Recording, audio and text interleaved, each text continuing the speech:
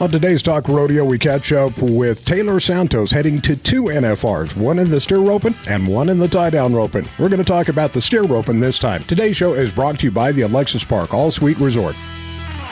If you've been putting off reserving your rooms for this year's National Finals Rodeo, don't wait much longer. The Talk Rodeo special rate at the Alexis Park All-Suite Resort in Las Vegas ends November 19th. Go to www.talkrodeo.org, click on the picture that says Alexis Park. It'll take you right to a booking page, fill out the booking information, and you're set. You won't find a better deal going on during the National Finals Rodeo in Las Vegas. So stay where Talk Rodeo stays, the Alexis Park All-Suite Resort. But hurry, the deadline is November 19th.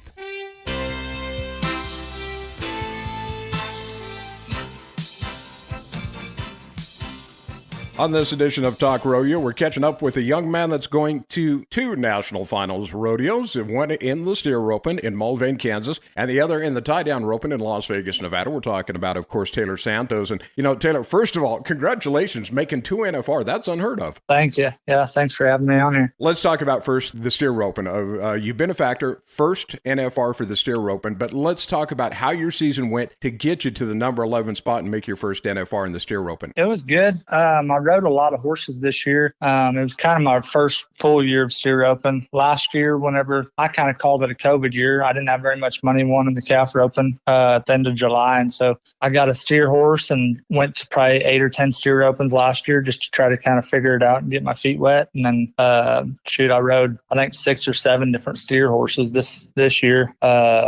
Kind of right there after Guyman, I'd rode probably 4 or 5 of them. And then I ended up buying a horse right there after Guyman and from Bryce Davis. And that horse kind of changed my whole year in the steer roping. Kind of went to winning there and 1 second at Woodward and 1 Prescott. And then it was kind of fairy tale after that. Let's talk about that horse because I know the horse that you got from Bryce, but tell us a little bit of background on that horse and how the chemistry for you and that horse have come together. Yes, sir.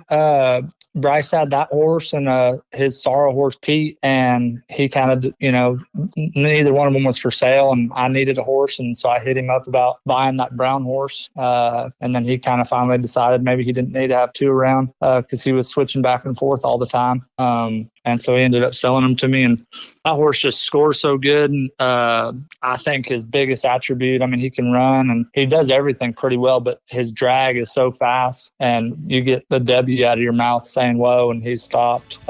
So that's it. I feel like it's helped my tying a lot, having that horse. Well, that's going to do it for today, but more with the biggest names in the sport of rodeo coming up on our next edition of Talk Rodeo. So until the next time, Derek Barton saying BBFN, bye-bye for now.